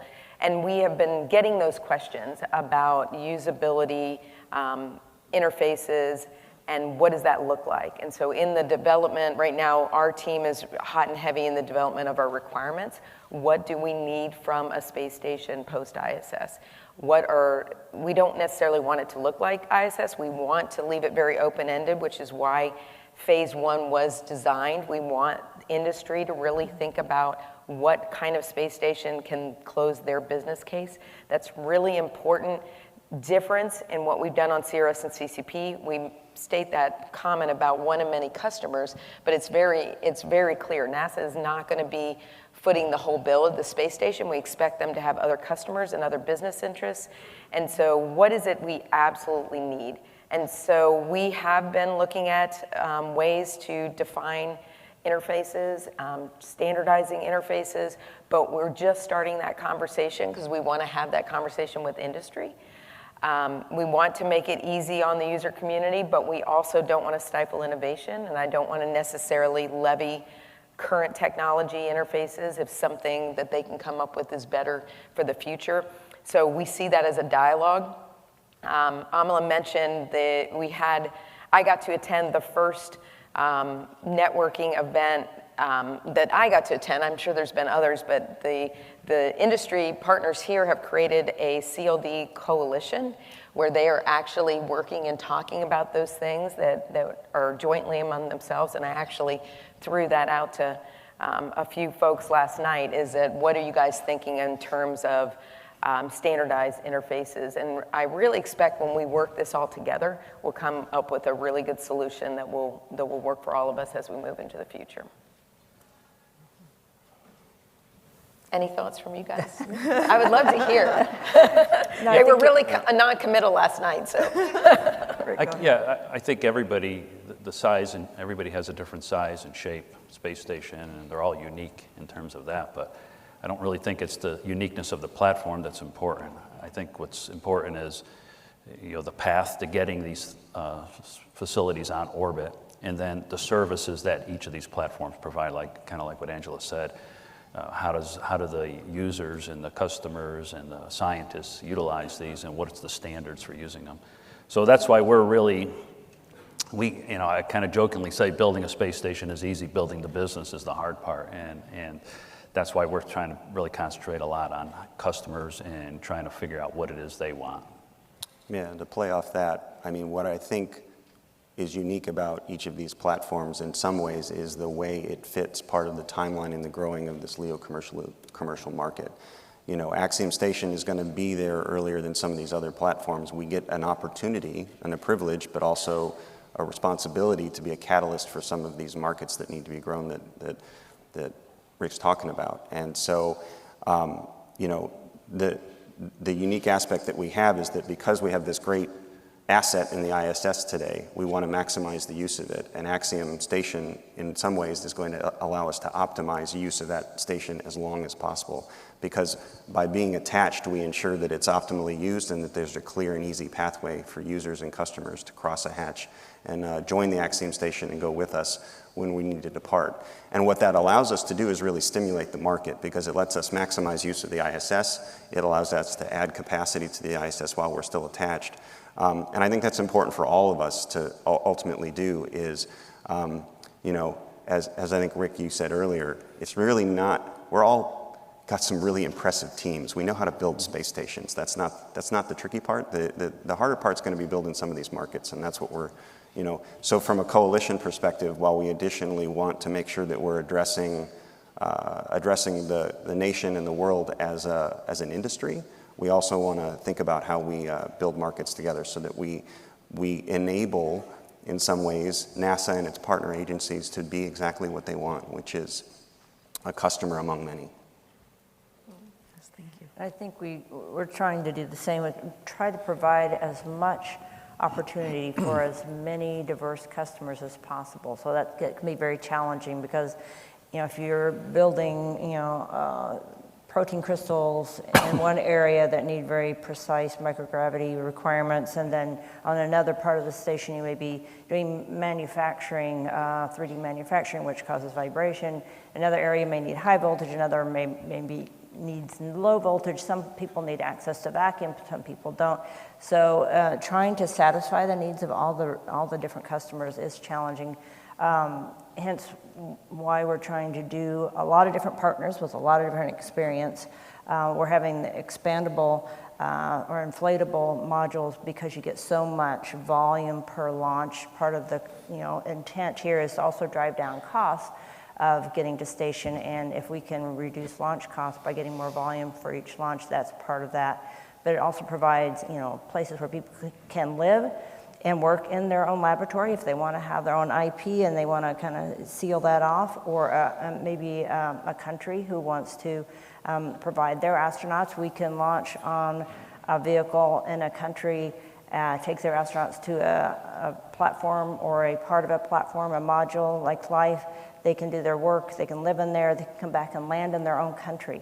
And so we're giving opportunities for not just diversity of the different types of science and research that we can do, but also for countries that have never flown in space before. And we can do everything from a whole module to just a single payload. We can fly their astronauts, or we can do that work ourselves. But being flexible and diverse and offering those diverse capabilities is challenging, but I think it's what the world demands of the next version of a space station. From a Starlab perspective, I can just mention that one of the uniqueness of it, it's just we made it small and modular, and it deploys in one launch, single launch. So it's very easy to get into the orbit, and it's easy to conduct the mission and whatever the mission is purpose-built. Standardization that Christian mentioned is very key. I think we saw ourselves through history as enabler of the market, of development of the market. Even from the foundational side of it, where we didn't really didn't go after protecting our IP, but really enable the market and market economy. It's a collaboration. I know it was mentioned earlier about the business model. Our goal is really to make it easy, accessible, while protecting creative juices of all the science experiments. I know how touchy it could be, that especially if it's a frontier of the experiments or biopharma or something like that, we're making sure that the protection of the information, protection of the results is taken into consideration in the lab. We are going to the industry for the requirements. We are going to an industry to understand unique characteristics and environment that they need to operate under to influence our requirements and designs. The other aspect is really wanting to make sure that we are there listening in and interacting until the International Space Station, until our commercial space station is available. We are working collaboratively of risk reduction using International Space Station as a environment where some of these early ideas, early experiments can be put to use, experiments, and be ready to transition once the space station is up. So lots of collaboration, lots of standardization, but the key is really enable as many players to get into the commercial space, enter the markets, it's new market that we are developing, enter into market and actually move through the market independent of any of those who let them become part of it. That was a great segue into my next question, and you kind of started to answer it. To each of the providers, what do you believe government or industry, as you were just indicating, can do to help support this market stimulation? Amelie, you were just saying, come. Yeah, well, government, maybe I'll take that one just to continue. Government is, first of all, government has been thus in behind every, there's a decent amount of investment in research, there's a decent amount of investment in development. When commercial stations are available, we just want to continue government support in a sense of really stimulating economy, stimulating research. We will have NASA and ISS folks, really worrying about bigger, greater things. We'll worry about LEO, but there's a lunar, there's a Mars, there's a deep space exploration that it's the task. As long as the government stands behind on one side to support new exploration, new research, new technological development, we'll get there. This is going to be exciting. For us, for the space station, there's so much lessons learned that we can learn from government in operating. I think it's second to none experience that industry doesn't have. It just simply doesn't. And so learning from you and learning, understanding how can we work with ecosystems. Someone earlier mentioned, I think Kathy or Vanessa talk about spacesuits. There's so much wealth of knowledge that we could benefit from government as we transition in a commercial space. I think just the additional, what I started talking about earlier is providing the flexibility to try a lot of different things. ISS has been great for that platform. I love the ISS. I helped build the ISS. It's an incredible place. But there's just not a lot of space on there for people to actually do work that you can make a profit from. And commercial space, if it's not profitable, it won't be sustained. So we have to provide this space to allow people now to take the research, the results of the research, the things that look promising, and actually do something with that research, right? We have one glove box there in the US lab. We could put multiple glove boxes. We can put areas where they're just dedicated to certain types of manufacturing. You can put a whole movie theater, right, not a theater, but a filming studio up there where people can actually film in microgravity, and lots of space up there. We just can provide more volume and more access to a lot of diverse customers so that you can do things that we haven't previously even thought of doing. So part of this getting the customers is to realize what's possible, what's now different in this next generation of a station, what types of hardware and venues and modes of transportation are now possible that were never, that never existed in the past. So it's a stepping stone. The ISS has been a wonderful platform to start with, and we're just going to continue to expand. And of course, you never know what the big thing is going to be, if there's a big thing or several big things. Likely what we started out thinking the ISS would result in or produce is nothing like what actually ended up happening. So we don't know, honestly, what will come of all this, this hardware and these new space stations, but I am absolutely positive that it's going to be fantastic, right? It's going to be something that we will look back on in 50 years and wonder how we could have ever lived without. So that's what I'm excited about, is providing the opportunity for those discoveries to happen and for this new technologies to become part of our daily lives and to make life better here, better here on Earth. Thank you. I think I'd answer the question in terms of 3 levels. I'd think about NASA as government, I'd think about the whole of the US government, and I'd think international governments.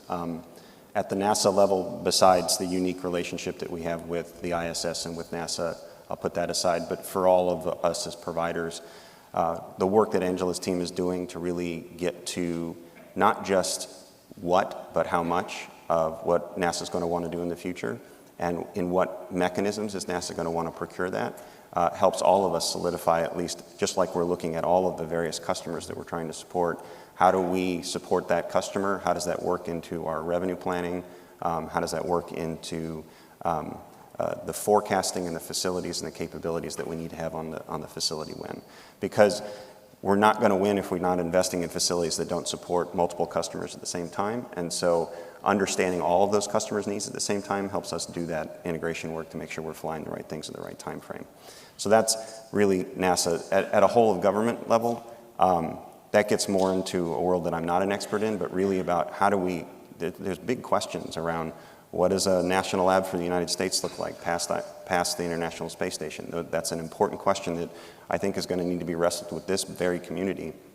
How do you extend the cross waiver of liability in space for continued space operations? How do you enable continued growth of a marketplace internationally where you can operate in a regime where you can minimize liability concerns, or at least make them manageable for a business and a commercial endeavor? And then internationally, and this applies to the US government as well, market development is certainly key. And the nations that make the biggest efforts to invest in building their space economies are the countries that are going to get the greatest benefit from those markets. And so whether it's the US or any other country, if countries are seeking either to diversify their economies or they're seeking to create new markets for their economies to grow, it's a great opportunity to create incentives and other kinds of things that really inspire people to join space because of all of these platforms that are going to be available. I think that's our job at some point to make sure that the world understands that access to space is no longer limited to just the ISS partners and is really open to any country that wants to fly. And we need to think about that in the architecture of when they do strategic planning about what they want to do in their countries, and then for commercial companies to understand that space is really accessible. Yeah, Christian, great answer. I'll jump on that. On the ISS, we have these barter agreements with the internationals, and it seems to work, but there has to be a transition to something different. What that is, nobody knows yet. That's what we're trying to figure out, but that's where NASA, the government, can help include the internationals and figure out, is it a government to government, is it government to business, is it government to business to business to government? What is the arrangement? So we need to figure that out in the next short period of time. 1 year would be nice, less would be best. But so that we can figure out what the arrangements are and who the customers are and what we have to do for the customers. And everything else Christian said was, I agree with that. Yeah, I appreciate those. You guys are talking a lot about what we need to get, and you can answer this question from either a technical, what's happening with your destinations right now, or even from a business perspective, but what specific barriers are you seeing?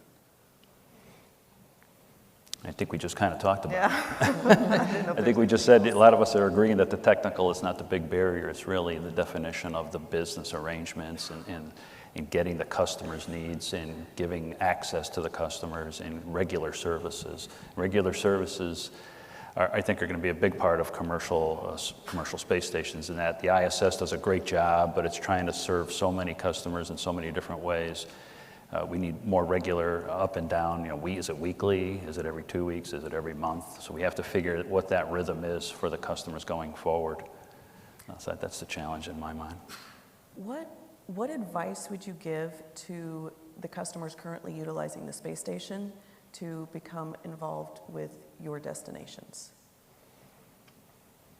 Those who would like to be. Yeah, I mean, there's so many opportunities right now. Come talk to us. There's anything from a small business on board any one of these facilities to being a major player, a major partner in providing modules and science facilities. So there's so many opportunities right now to get involved on the ground floor. It's really limited by all the imaginations out there in the world, and we're always happy to talk to folks. I'd advise that the ISS is a great opportunity to do proof of concept work, but there needs to be we need to provide these opportunities to scale. And the other thing that I'd want to advise customers that are especially getting in the business for the first time is that we understand and know that the ISS and its interfaces are somewhat complex, even for customers today to integrate. I know that Axiom is really putting together a much simpler process and interface for customers to get access to the platform, an open architecture that lets a customer build to the form factor that they want, not to the form factor that we have to prescribe. And so what I would advise you is to come have those conversations, because what you envision that you need to package in an ISS today is step one, but the cost and the schedule reductions that you're going to get from opportunities to work on bigger platforms that have more unique, but not unique, that's the wrong word, simpler interfaces is good. And so when you're thinking about your business planning and you're thinking about, I don't know if I can clear that hurdle for ISS, what we prefer to have that conversation is the ISS isn't a hurdle, it's an opportunity, and then the next step really simplifies and allows us to streamline. And so I'd want users thinking about coming to the ISS and thinking about what's their future past commercial to understand that it's going to be cost effective, it's going to be a real simple interface for them to integrate with. And the other thing that I think we need to talk about, and we need to figure out how we do it better on the ISS, and we certainly need to support it in terms of market development on our platforms, is iteration.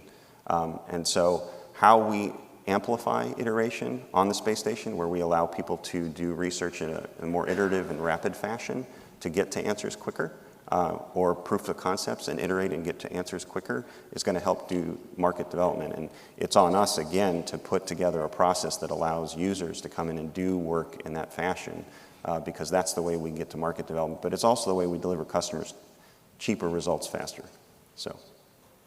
And I think sometimes in the past that on the ISS there was kind of a fear that their payload wouldn't get enough crew time. There was so much maintenance required on the ISS. I'm not sure what the number is today, but that they wouldn't have enough access to the crew to do their particular research or experiment. And so providing professional crews that will maintain a station, and then allowing the researchers, if they want to go up themselves and do their research, or they're manufacturing themselves, we can allow them to do that. And they get 100% of their time, right? Other than what it takes to, to live up there, they're free to do as much work as they can get done. And we can try to accommodate as much up mass as they might need, for as much material as they might want to take up, so that they can actually do that production scale kind of work, so that they can actually have a product when they come back. And then they will come back because they're, seeing successes and they have a market for that product. And so just expanding that opportunity, I think, is what we need to make sure that they understand, and making, taking care of everything else for them. Taking care of the station, the hardware, the training, the transportation system, bringing it back intact and in good shape. All of those kinds of things are things that sometimes have made some companies concerned about doing work on the ISS, I think. From an NREX perspective, it's very simple. We are reaching out to the constituencies, to the industry, to research labs. Please reach out to us. We've been there. We are actually doing it. Not long ago, we have actually had to resolve all those problems. Access to the ISS to the day. We know how to actually do that. We've been successfully doing it for over a decade. For those of new companies who are coming with a great idea and lack of know-how, our mission managers are ready to support along those lines. Use the facilities that are available. We have, as an NRX, commercial facilities that we can actually host payloads, a variety of demonstration or launch from our facilities. But we are also interested in hearing your requirements, your uniqueness of your experiments, so that we make sure that our George Washington Carver environment accommodates it. We are working on standardization. We're just making sure that everyone is heard. So we provision in our requirements or in our environment that we host everything that you may need. So, Angela, same question for you. I know from an industry perspective, they see the barriers or what we need to do one way. What are you seeing from the NASA side? I was thinking about that. I wasn't sure you were going to ask me, but I was thinking about that as they were talking. One of the key goals of my program is to make sure that NASA doesn't become a barrier, right? That the way we do business or the way we think business has to be done doesn't stifle the innovation and the things that industry wants to do. And that is really hard. That's actually harder than you think, because we have been running the ISS for a really long time. We have a lot of experience. We have a lot of know-how. We many times believe we know the best way to do stuff, and many times we do. And we want to share all that data. And so it's been very difficult over this first year, where Axiom has been going for a couple years now. The other CDF partners here have only just been awarded in the last year the Funded Space Act agreement, so they're in their initial stages, but going very, very quickly. And everyone wants NASA's requirements. And we are taking our time, even though it's very difficult for everybody, because everybody wants to know what that final set is going to be, because we want to make sure that we don't levy a requirement set that is going to stifle what they're doing. We want to make sure that it is exactly the minimum that we need, and then there are options, right, and different ways of doing business. And it's hard to think that way. We also want to take one more step into commercialization. Just as we want to be one of many customers, we also want the dynamic about how that they're going to be owning and operating that space station. We will not be the operators of the space station necessarily. That could be a barter agreement, that could be something that we are party to, but in general, we won't be the experts on that station. And so we have to think differently about what our role is going to be and what those needs are. And we need also, and we're going to start reaching out, and we have already done that. Many of you in the room have probably participated in handing over your lessons learned. We've been doing utilization forums with the teams here to explain the kind of science that's going on station, what the needs are today. Those teams have been being asked really hard questions about what do you need in 10 years, what do you need in 7 years, what do you need? Many folks, work against decadal surveys and other different mechanisms that define what their out-year needs are. And so we're having to really, what the team on my side calls size the house, right? What is the NASA size of the house that we need so that we can be clear, I need these critical facilities, I need this type of science and needs, but kind of the rest of this, we're waiting to see what you guys bring to the table. And we're also, Kathy mentioned even on the private astronaut missions, all the work that happened in developing the framework of that and the mechanism and the liability regime and all that, we have all those same challenges to do with CLDs as well, and to incorporate into our follow-on contracts how we can do that. So I see we need to ensure that we're not creating those barriers and that we're listening and try to develop a framework of flexibility, as Janet mentioned, that will allow these companies to be innovative and creative and do things that we can't do or did not envision. But still, NASA is able to meet their needs and ensure that our NASA astronauts are safe and our payloads can be done safely as well. So, thank you. Yeah, it's been interesting for me, this conference, talking to a bunch of our providers and different folks from your teams. Angela's talking about the nuts and bolts. What are our requirements? What capabilities? What facilities do we need? I'm starting to get the how questions.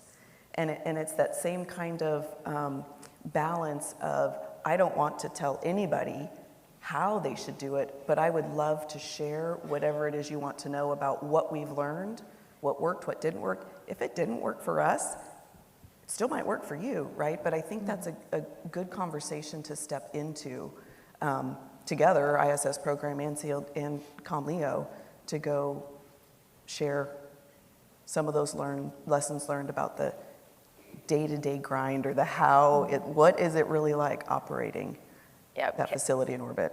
Absolutely. Kathy mentioned the lessons learned that we made on training. There's just every aspect of running and operating a station. There's a lot of lessons learned on. We touched the tip of the iceberg on creating the utilization form to kind of talk about science, because that was a request we got. But the next step is, how do you do payload integration? And many folks here know how to do that, but there's still a lot of the program integration and how you do that, and a lot that we want to pass on. And so fortunately, we've got a great team here that is not quiet about coming and asking for help. And they're not shy. And so we believe we have a good partnership, and we're going to keep growing that, and that's going to get better and better as we move along. I'm really excited. I wish and hope that, when we get to that certain services contract, that we can have multiple stations, because I think every one of these is bringing something really unique, and it's going to be a very difficult choice when we get to the end. But it's going to be exciting. Awesome. I just want to remind everybody, I think on the app you can submit questions. So go ahead and do that. If you're thinking of anything, I'll give you some time to do that. But before we jump to questions, I just want to open the floor to see from anybody if there's anything, any conversations we've had that have jogged something for you, any messages you want to make sure you convey to this audience about where we're headed. If you're just ready to take all of the questions. Bring it on. Bring it on. Okay. I think we have questions coming from Mike somewhere. Yeah, we got questions from the audience. Does the fact that NASA has yet to provide a detailed set of post-ISS research requirements inhibit your ability to design and develop a commercial platform in a timely manner? The answer for us is no. There's a lot of primary structure, essentially, that you have to go put into a space station that we're designing today that is fairly independent of any customer requirements. So that's what we've focused on. Where it becomes more critical is when you start talking about what you're going to put inside your space station and the timeframes in which you need to do that. And so we've got nice opportunity because of the way our space station builds out over time, that we have the ability to build those accommodations over time. But what's more important, at least for us, because we're completely privately funded, is that we want to know what those customer requirements are as soon as possible, to make sure that the revenue forecasts that we've put out in front of for our company in front of our investors are accurate and real. And if they're not, make sure that we make those adjustments so that we can do the financial planning we need to do to make sure the business is going to be successful. But for me, I think that's more important for us from the business side, not from the technical side. I don't know what the rest of the team would say here. Yeah, you need high-level requirements as you're designing the primary structures and the power systems, et cetera. So you need some high-level requirements in terms of numbers of people, et cetera, things like that. But you're right. until you get down to the details of building racks and doing the plumbing. And so we have some time, but the longer you take, the more difficult it is to give you the facilities and capabilities that you want. The higher the risk of that gap that none of us want to see. Right. Yeah, I'd say we're in the same boat as Axiom right now, privately owned and funded, and it is important for the business case, which I keep coming back to, because that is one major difference between a government-sponsored space program and versus a privately created and sustainable station and transportation system. Is you do have to find a way to make it sustainable, or you don't get those investors and customers, and this won't work. So it does have to result in something that people can see a profit from, that they can benefit. And it doesn't have to be mass production. It can be just the uniqueness of making a product in space. You could make a perfume from flowers that are grown in a vegetable habitat up there, or a plant habitat, and just the uniqueness of it being, grown in space is something that they could probably sell. We talked about distilleries up there. There's all kinds of things that you could make and people would buy just for the uniqueness of it. So, and my favorite, and the thing that I'm passionate about, I guess, is the potential for the health benefits that we discover up there. All the research that we've done related to improving health and curing diseases, and potentially organs being provided in a way that doesn't require the death of somebody, a donation from a deceased person. That, I think, would be tremendous, contribution back to humanity here.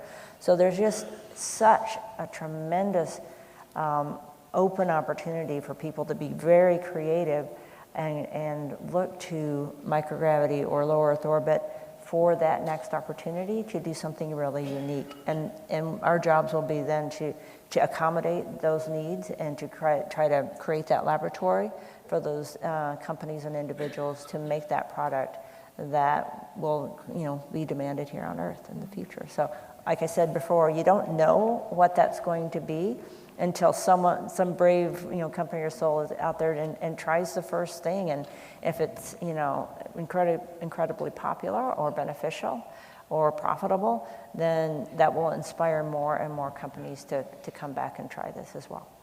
You've mentioned this a couple times, and I can't remember if it was Ray or Joel yesterday.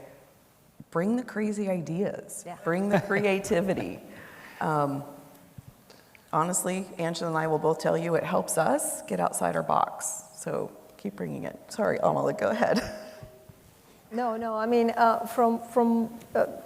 think I resonate with what the rest of the panelists were actually saying. It's the infrastructure that may have a flexibility because we are scaling it, making it modular, open system architecture. That's something normal and natural. That you don't have to a lot of things precisely defined. But really, our focus in NanoX and NanoX team is really user.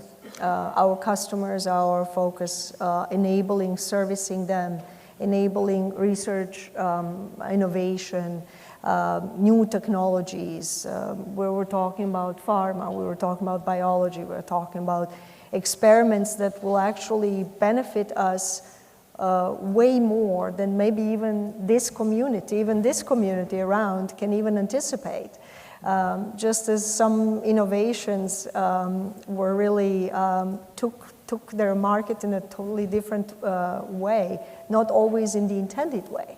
So we will not be defining, we just see ourselves as enabler, provision in such way that as many experiments can be hosted, completed with a success. And let the users drive the market, and we just want to enable a next technological, I would say, revolution. Because when we enable the space and make an easy access to it, oh gosh, I mean, I could only imagine what could happen. So, thank you, Mike. What's next? Both the NASA IG as well as the Aerospace Safety Advisory Panel have expressed serious misgivings about the ability to provide CLDs prior to ISS end of life. From an industry perspective, do you agree with these assessments? And if so, what can NASA do to ensure that a platform is available post-ISS? I'm not sure if that's a NASA question or an industry question. I think it's both. I'll answer from our perspective. We're on track. We're on track to get our first module up in 24, the next one in 25. So we're putting platforms in place that we can start business almost immediately. So I think the only concern that, the only concerns that come up are is the space station going to be ready for us? And so from that perspective, I don't necessarily agree with that assessment. The thing that that keeps me up at night is mostly focused on how mature can I make those markets when we're ready to be fully independent. But I have high hopes based on the discussions that we have with clients and customers that there seems to be a lot of interest. And what we really need to do is be focusing on raising the awareness that space isn't hard, and it doesn't have to be, and there's access there. Yeah, I would agree. I think we're well on our way for our inflatable habitats. We just completed a successful burst test, well exceeded the requirements. We have a full-scale mock-up down at the Kennedy Space Center. We've had this for a couple of years. We are intending to be up by 2027 because we did want to allow for plenty of time to transition away from ISS if the end of ISS is still considered to be 2030.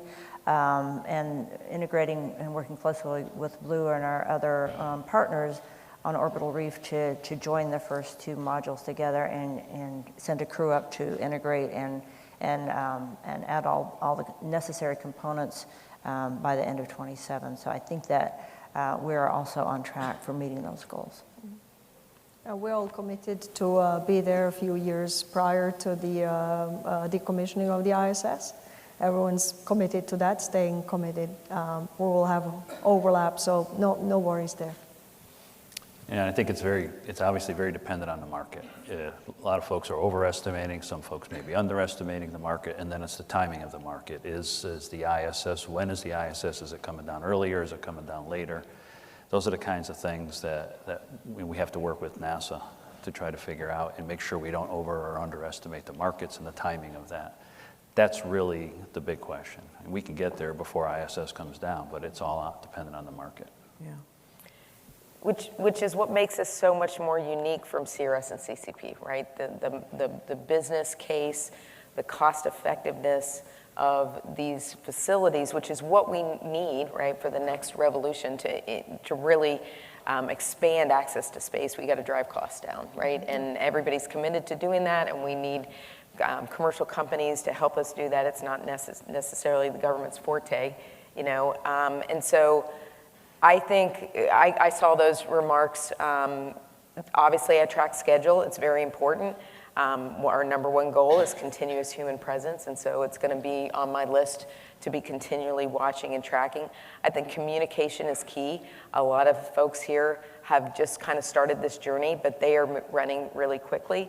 The framework of these contracts agreements are set up in a way to allow them to run quickly, to run a lot faster than our normal typical development is, and we are absolutely seeing that. We're going to have challenges along the way. Every development does. We all expect that. And so schedule is definitely something we'll be watching. But I think as you see the next year and you start seeing the hardware being built and you start seeing more of those milestones being made, we'll start to be able to cut down that risk more and more. Key, as everybody said, this next year is really NASA firming up what our requirement sets are going to be, how we drive them, and in terms of certification and what kind of overhead we put on them is going to be really critical to them meeting that schedule as well. So it's got to be a partnership, and we're all watching that. It's also interesting, that's very different in that because we're not directly into certain services contract right now, everybody here is, as you heard, they're all kind of racing to be first, right? Everybody wants to be the first to market because that's what happens when you're in a business case, right? And I think because of those motivations and because of the differences of this framework, you're going to see a different kind of development that's not going to, you can't just compare it to a typical government program development, which is what the OIG and ASEP are doing because that's what we've done in the past. So I'm, even though it keeps me up a little bit at night and I definitely worry about schedule, I'm very hopeful and we're seeing really good markers that would say that we're on track and companies are on track. And we've got 4 companies here. I can tell you we have other companies that are even interested that we don't have formal agreements with. And so when we do put out certain services, it'll be a free and open competition. And so in order to at least make that first milestone, we just have to have one, right? And then evolutionarily, we can have others. So I think we've got a great group here that are, it's in our favor that we're going to have one that meets those milestones. Yeah, thank you. Yeah, you're kind of stuck in the middle between them and me. Yeah. Right, Joel addressed ISS extension. We are still fully planning. Technically, we have the capability to go to 2030. I know you're all reading the news. We will have to work through that. Mike, one more. I think we have time for one more question. NASA has expended significant resources over many years to enable the commercial companies to do business in space using the ISS. How do you ensure that a CLD will continue to accommodate this community? Well, like I mentioned earlier, we're partnering with Arizona State University, and there are many, many other institutions, educational institutions and research institutions that have already approached us about working with us to ensure that we can transfer the research capabilities from the ISS onto these new platforms.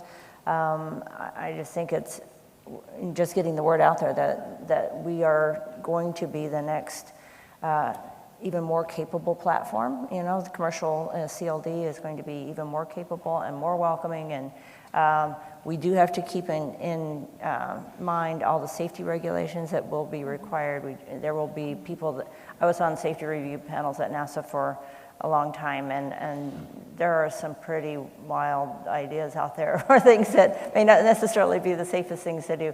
So you do still have to ensure that you can keep the people on the station safe, that you're productive up there, and one payload doesn't harm another payload's research or manufacturing capability. I think that's going to be a challenge. I think that's something that ISS has already found to be a challenge. Mm-hmm. But the more space we have, the more volume, the more different modules that we have up there, we can accommodate so many more customers by keeping them separate and isolated that way if that becomes a problem. So I think we're trying to be as diverse, like I said, I keep going back to that, as possible, to provide as many different opportunities for as many different customers that want to play in the field. I do really feel, I think you said it, Amala, it is the next industrial revolution.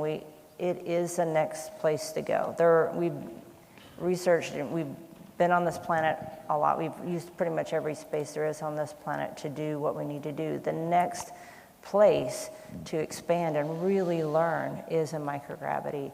And if we don't do it, somebody's going to do it. So I know that we, still as a country want to lead in that regime. And I think that this team here and people like us will ensure that we still lead in space for the great foreseeable future. From our end, we have George Washington Carver. We joined with Ohio State University. We have joined other universities, state science parks internationally. So we are reaching out to the community wide and broad to enable access to the commercial space station, just as they were, or they still can access ISS, but also enabling that continuous access to space. Yeah, and many of the organizations, the entities, the companies that provide access to the ISS are not going to cease to exist. They will continue to exist and work with us. I think really the question is, how are we going to provide better and easier and simpler access to the LEO? And obviously we've all talked about that. Yeah, I just look at it from an engineer's point of view. Technically, we need to provide simpler interfaces. And we need to be able to hopefully standardize those interfaces so that customers can work across multiple platforms if they need to. I'd love to see that happen at some point. The other thing is continuity. Again, being able to, at least Axiom can provide this continuity across the space station hatch. Let us bring customers across as soon as they need to come across and continue to support them in the way that they do. But then from a business case, it's really about driving a streamlined solution from a business perspective to keep costs down for the government, that continue to sponsor the research that needs to happen, but also keep costs down and keep programming up for the institutions that want to come in that are new and haven't used space yet, but are starting to use it as a research tool that they haven't before. The last thing that we need to do from a technical perspective is we need to enable that next generation of research, is move the analytical capabilities to orbit. And so from the tooling perspective, we need to stop, we get out of a mode where we do something, take a sample, bring it home, do some analysis. We need to get back to that story of iteration. If we're going to enable that next generation of research, more bang for your buck, so to speak, we need to put the analysis tools and, as Janet has said, the crew educated and trained enough to be the researcher in orbit, to be able to iterate, drive results for either the company or the academic institution that they're driving, and get to those publications faster, which just turns the churn and turns the cycle faster. Thank you. Thank you. Thanks, Mike, for the questions. If the panel will allow me, we're going to have a little fun to close us out. I'm going to do a little lightning round. Let's see, I'll start with Angela, go down, come around, we'll go in a circle. 5 questions. First thing that comes to your mind. What has been your favorite part of the conference so far? Well, this panel has been my favorite. Good answer. Wow. Wow. I got to go first. I got to answer the easy question. No, but seriously, being able to be up here and talk about this, and being able to be, and I'm not the most eloquent or motivational speaker. You know, I'm down on the grind trying to make this happen. But we really are doing something special here. I was really down on something that we were working on a year ago, and Kathy took me aside and just reminded me, we could be revolutionizing humanity here. This is not just about the next thing we do in science. This is about the world. This is really awesome stuff. You know, it's going to bring a tear to my eye. So absolutely, being on this panel and being with this group of people and being able to share this and get you guys excited and know that it's going to happen. We're going to make it happen. So good luck to the rest of you. No, I mean, it's just my very first. So meeting people, networking, understanding, just sharing excitement about the Star Lab and about NanoRx and where we are in a journey. And also meeting the fellow panelists, and also realizing how, regardless at times it may seem like we are the competitors, but we are all so deep in our hearts trying to push the envelope of the bigger, greater things, not being selfish, but really trying to push and making sure that we grow something bigger than ourselves. So this is exciting to be part of it. Well, those were really good answers for both of those two previous panelists. I would say I really appreciate the previous speakers who were here before us today. Really appreciate Bob and Kathy and Vanessa for their leadership at NASA and all that they've done to enable this to happen, to continuing the relationships that are so important with our international partners, and keeping ISS going and supporting this research so that we can take the ball from here and carry it into the future. Thank you. Reconnecting with all the community in person has been great. Sharing pride in all the things that we have done over the history of Space Station, and really imagining what the future comes. That's what I've enjoyed. Yeah, as I said, we're trying to reach out to more partners so that and customers, and this gives us a great ability to talk to folks and see how we can work together. Thank you. Easy one. Favorite flavor ice cream? Vanilla. Oh, Cherry Garcia, Ben & Jerry's. Stracciatella. Good choice. I'm going bougie. Raspberry chocolate truffle. I just came from Rome, so I wouldn't say no to a pistachio gelato. Now I'm hungry. That probably wasn't a great question. What inspired you into this industry? I'm going to let Amila go first. Oh my goodness, it's just an awe of unknown. I mean, this is exciting. I mean, I really wanted to transition my experience of running big systems and big solutions into the space, but it's really space itself. I mean, I don't think that there's a single person that it's not in admiration and in awe about really playing in space, but building first private commercial space station. Not many people can be in a revolutionary moment in time. we're all doing some evolutionary improvement here and there, but building a first commercial space station and enabling that, how could you pass that up? Yeah. So, I mean, yeah, it's exciting.